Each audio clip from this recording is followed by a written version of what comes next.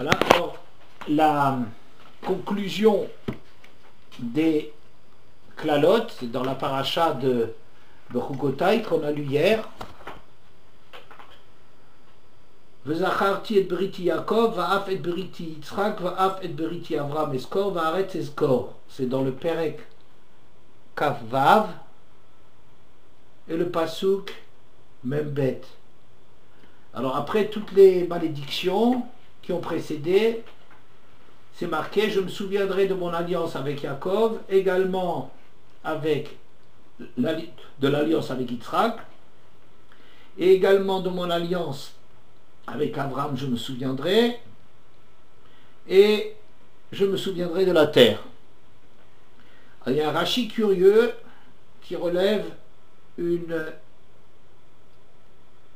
anomalie dans le texte. V'zacharti et beriti Yaakov, bechamisha mekomot nirtav maleh, ve'Eliyahu chaser, bechamisha mekomot. Ce Yaakov ici, il est écrit bizarrement avec un vav en plus. Et Rashi de dire qu'à 5 reprises, Yaakov s'écrit en entier avec un vav, alors que Eliyahu Hanavi qui s'écrit normalement avec un vav, à la fin, ce vav lui manque. On écrit Elia à 5 reprises. Comment se fait-il? Comme si le vav de Eliyahu Hanavi est passé chez Yaakov. Natal, Yaakov Natal Ot Mishemo chez Eliyahu, Eravon, chez Avo, Vivaser Geulat Banav. Comme quoi, Yaakov prend un gage du nom de Eliyahu, il a pris le vav du nom de Eliyahu comme gage, Eravon, que celui-ci arrivera pour annoncer la Geoula des descendants de Yaakov. Alors, bizarre cette espèce de couple inhabituel de Yaakov et de Eliyahu.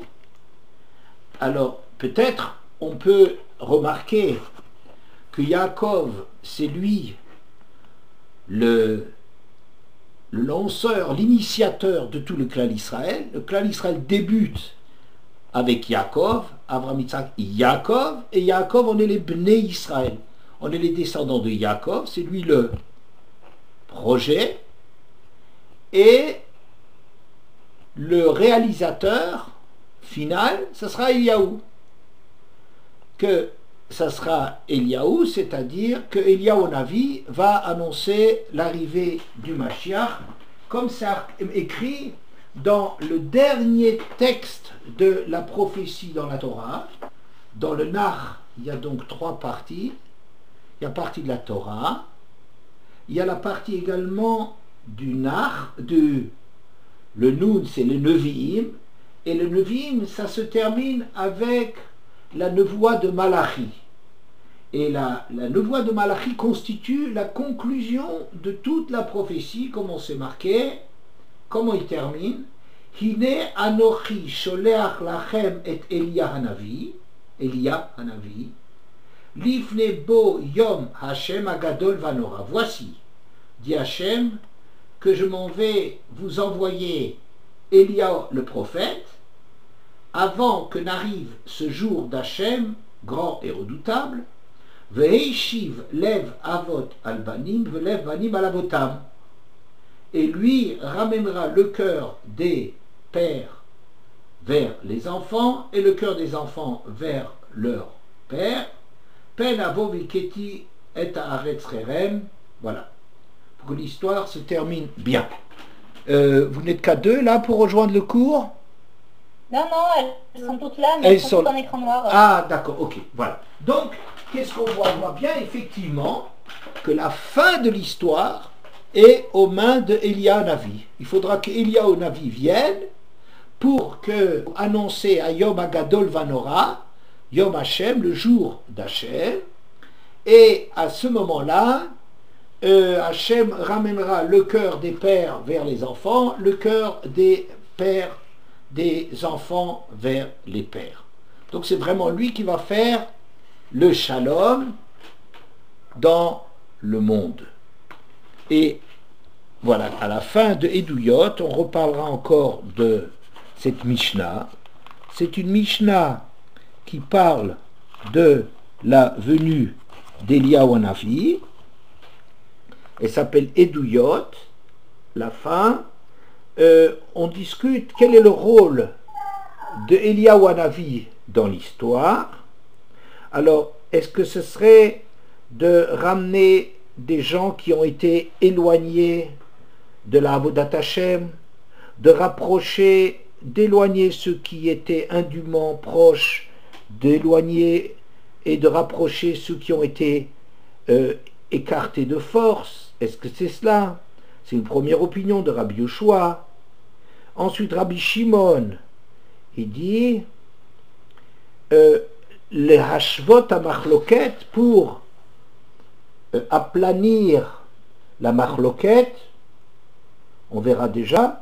Chachamim amrim lo le rachek velo le karev. Il ne s'agit pas d'intervenir au niveau du klal pour intégrer ceux qui ont été exclus de force par certaines familles qui ont fait un abus de force pour exclure certains.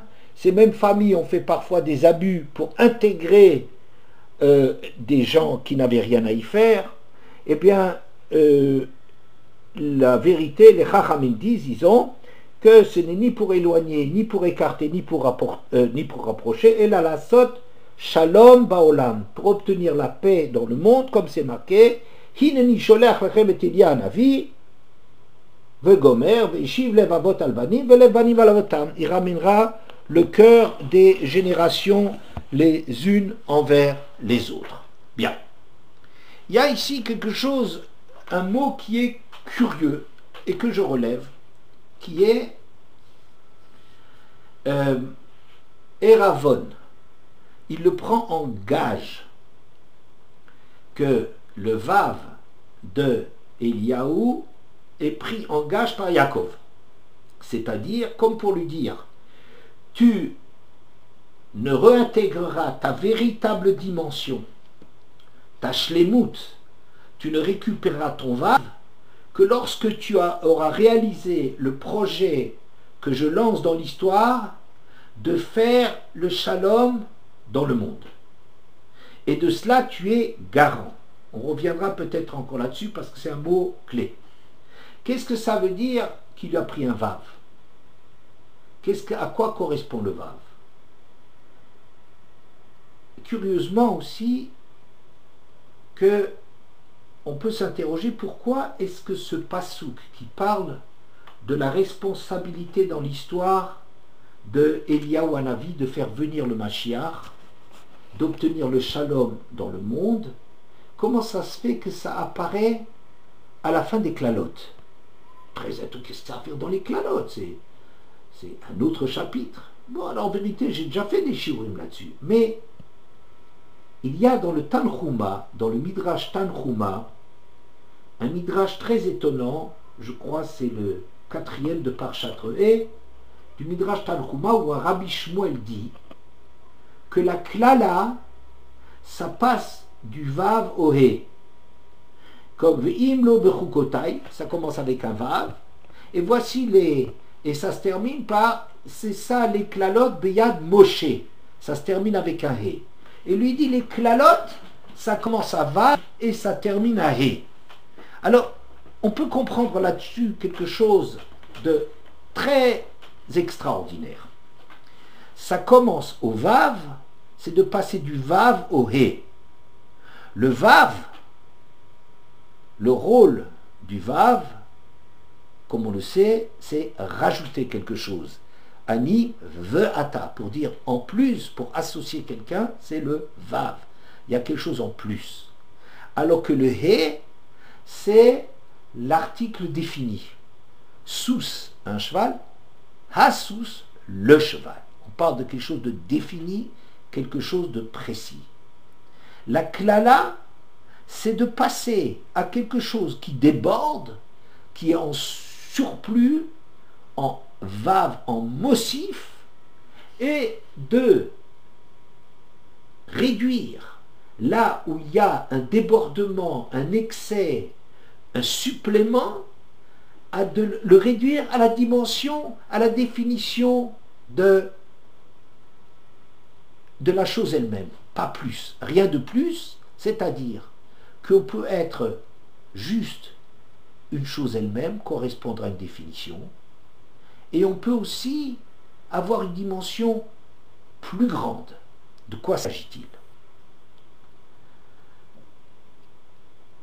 On a dans notre vie très naturellement un sentiment de Aniv Efsiod. Il n'y a que moi qui existe. Je suis le centre du monde.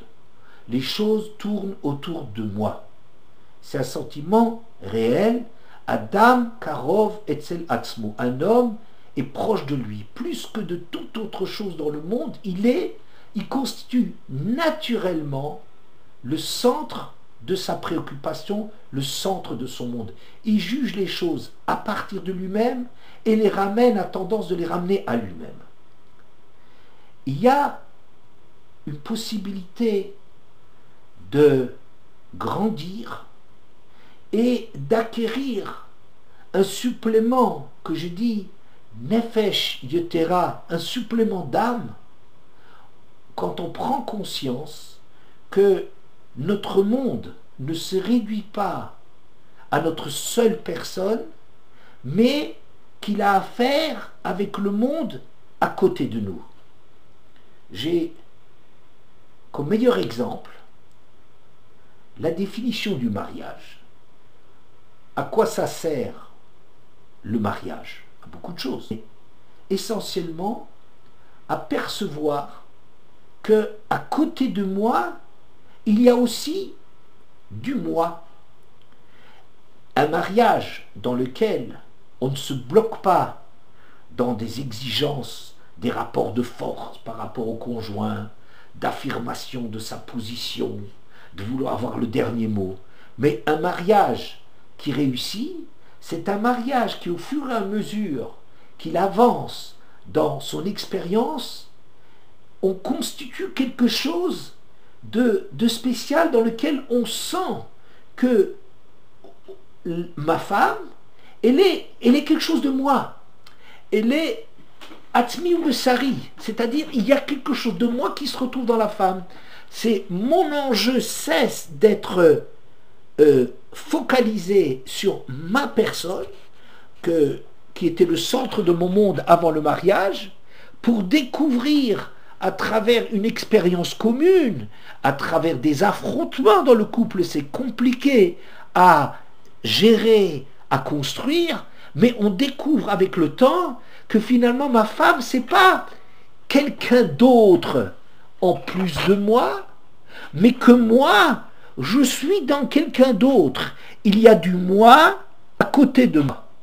Ça, c'est l'expérience du mariage. C'est ce que le mariage doit nous faire progressivement ressentir. Mais en vérité, ce supplément de ma personne, ce vave, ce supplément, c'est que ça doit être l'exemple de la voie à suivre pour se sentir prolongé par les autres juifs. Les autres juifs, contrairement à ce qu'on croit, c'est pas seulement Chefza shel mitzvah, une occasion de faire de mitzvah, Va'aftal re'acha kamocha, il y a beaucoup de mitzvot qui concernent l'autre. C'est pas, ça c'est peut-être un shlav, une étape de conscience morale, mais l'autre, c'est pas seulement, et c'est beaucoup plus que simplement une conscience morale que je ne suis pas seul au monde et que j'ai des devoirs aussi à côté de moi. C'est pas de ça qu'il s'agit. C'est beaucoup plus que cela. C'est que l'autre, quelque part, me prolonge. Mon enjeu, qui au départ est centré sur ma personne, va, si je m'élève, si je prends vraiment conscience des choses, je me rends compte que ma vie ne se limite pas à moi, de la même façon que moi dans l'histoire. Je ne suis qu'un maillon. Il faut prendre conscience que je viens de parents qui eux-mêmes viennent d'autres parents, etc., etc. Je fais partie d'une chaîne. L'histoire, La conscience initiale, c'est que moi, c'est avec moi que ça commence, mais la vérité, c'est que l'histoire a commencé avant et que probablement, elle continuera bien au-delà de nous. Ça veut dire notre rôle est à comprendre, c'est que on fait partie de quelque chose qui nous dépasse, on est intégré dans quelque chose. De la même façon, non seulement dans l'histoire des générations, mais également au niveau d'un dehors. Moi, je commence par moi, et puis je déborde et je prends conscience que ma femme, c'est une partie de moi, c'est pas un étranger à côté de moi avec laquelle il faut apprendre à vivre. C'est très important, mais c'est beaucoup, beaucoup plus que cela. C'est que moi, il y a un vave. Le vave, c'est-à-dire ce débordement, cet ajout à moi. C'est ma femme, c'est un enjeu dans ma personne. Et pas seulement ma femme. À partir de ma femme, toute la Kehila, toutes les Bnei Israël constituent un prolongement de ma personne. Je ne suis pas seul, et c'est pas que les autres, ils sont là pour que je fasse des mitzvot et que je découvre que je ne dois pas me consacrer qu'à moi. C'est pas du tout cela, c'est que les autres font partie du moi. C'est ce qu'on appelle Kol Yisrael Arevim Ze Bazé. Les Juifs, ils sont Arev. Arev, ça veut dire mélange. Il y a un mélange des Juifs les uns chez les autres. C'est pas que tous les Juifs, ils sont simplement un peuple, une collection de gens qui ont certaines valeurs communes, un ensemble de personnes qui visent un même but, ou la réalisation d'un même but. Il y a beaucoup, c'est beaucoup plus que ça. Arev, la harvout, c'est-à-dire le débordement de chacun, une partie de moi se trouve chez l'autre, ça s'appelle Kol Israël Arevim Zebazé. Ils sont mélangés les uns dans les autres. Alors évidemment, ce n'est pas une conscience qu'on a au départ. Quand on naît, on ne pense qu'à soi. Quand on devient un peu plus mûr, on se rend compte qu'il y a autrui. Quand on devient encore plus mûr, on prend des responsabilités par rapport à autrui. On se sent interpellé, on se sent engagé par l'existence autre. Mais ça va plus loin que cela. On est Arevim Zebazé.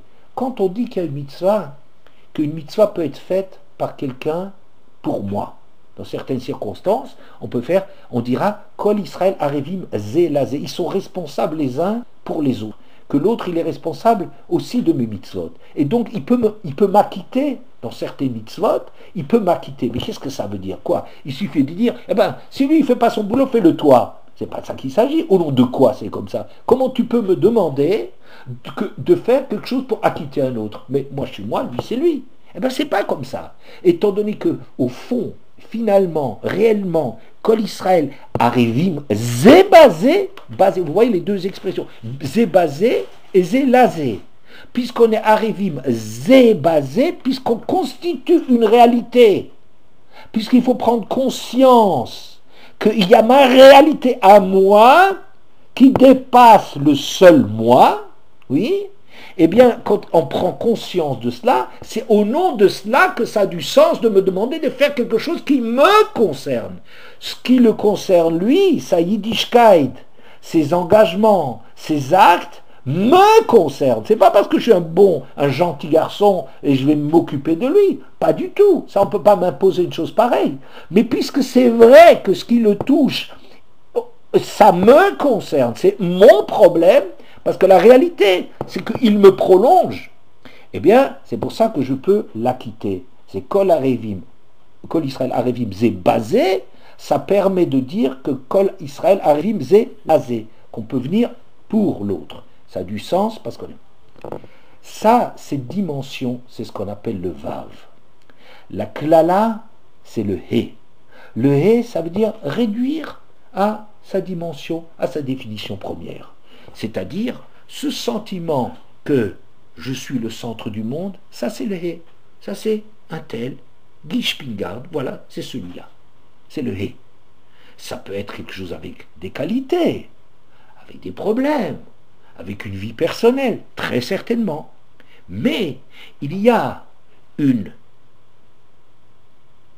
approfondissement de sa conscience et que je déborde, qu'il y a un vave, c'est-à-dire que ma vie, est prolongée par celle de l'autre.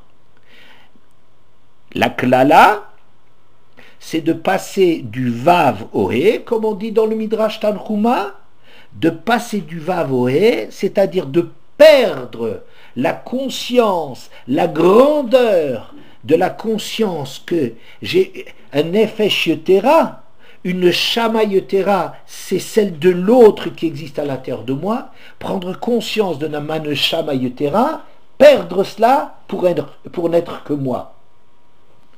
Le personnage clé de ce problème de la Harvout, c'est Yaakov.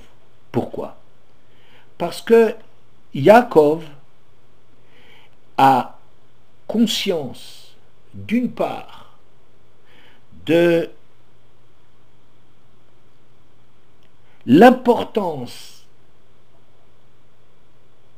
irremplaçable de la réalisation de la personne dans sa définition.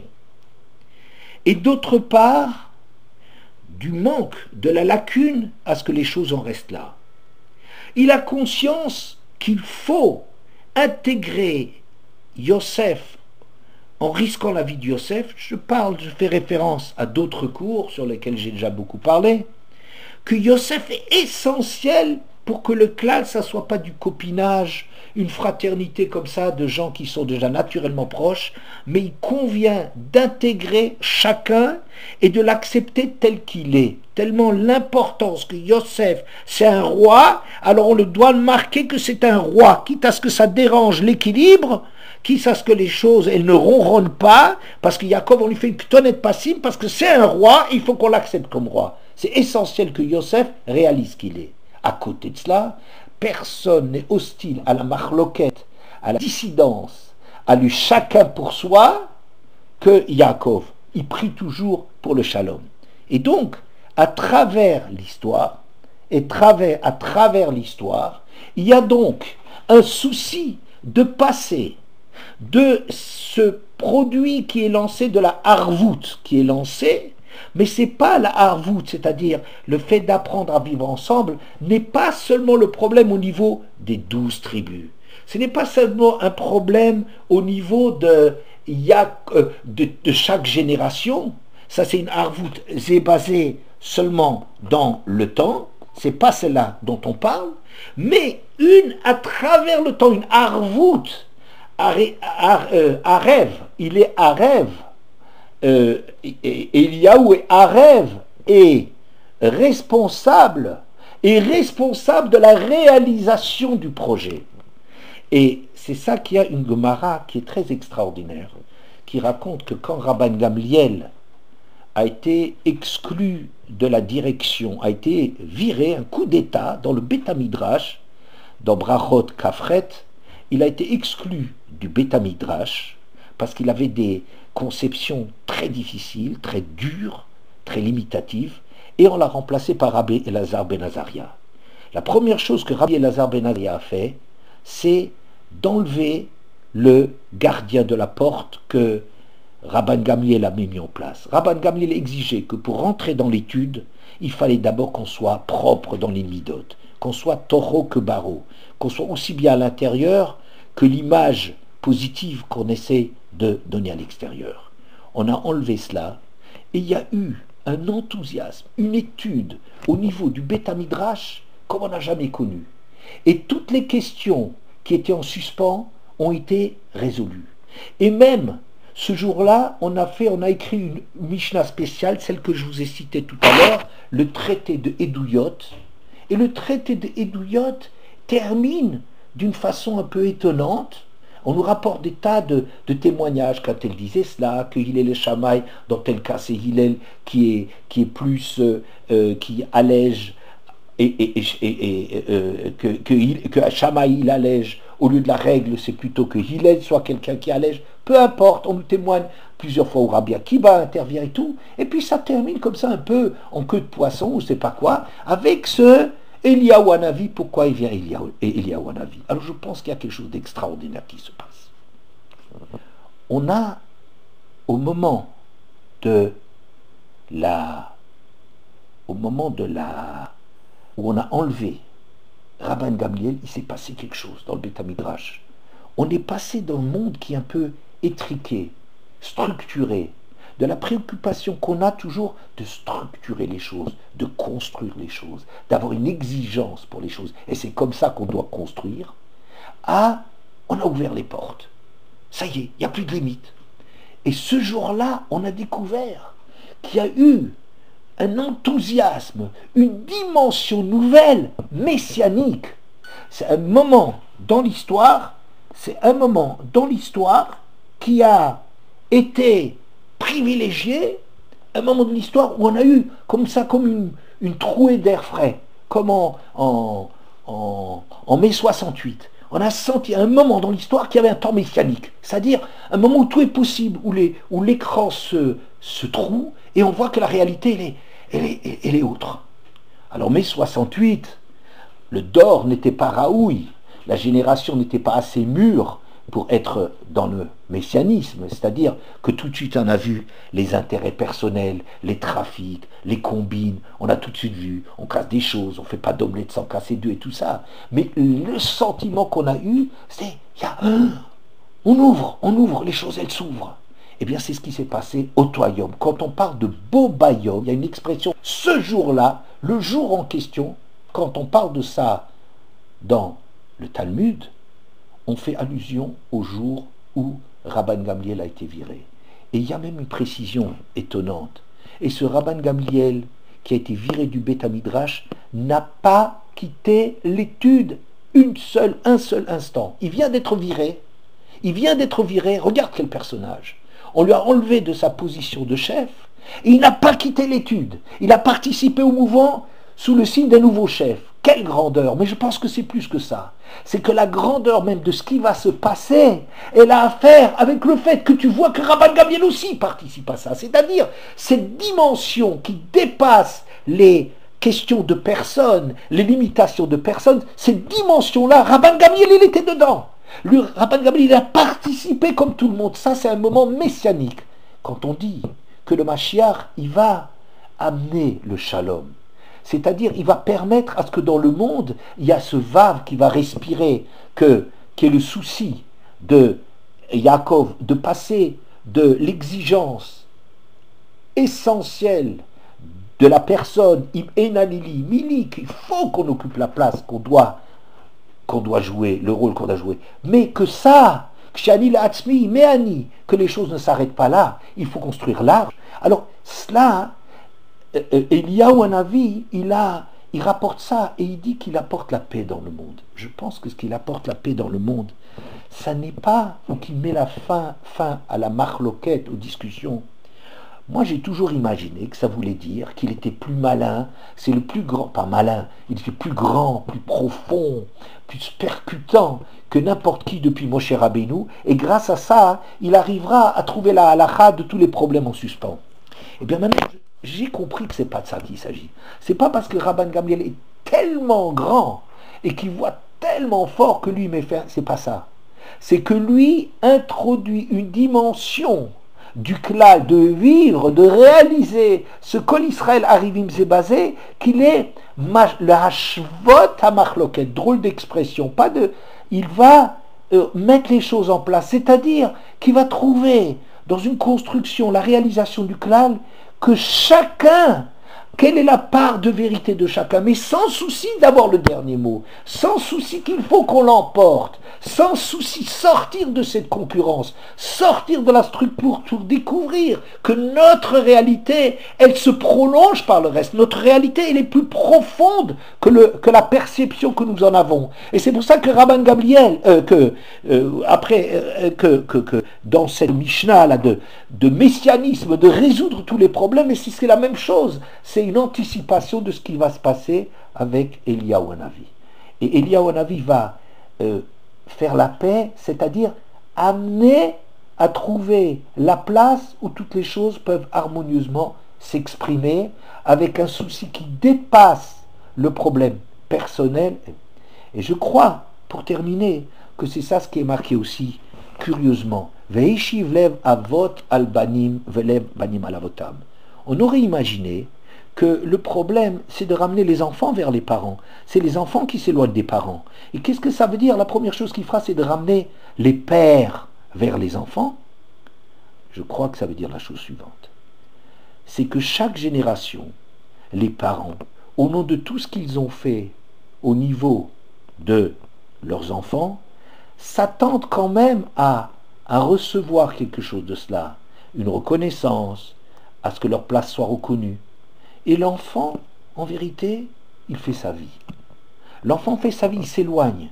Et les parents, ils doivent comprendre cela. Et Shivlev Avot Albanim comprend que chacun a sa place. Quand tu es en train de dire que les enfants, quelque part, te doivent quelque chose, c'est comme si tu revendiques ta place. Mais c'est pas cela.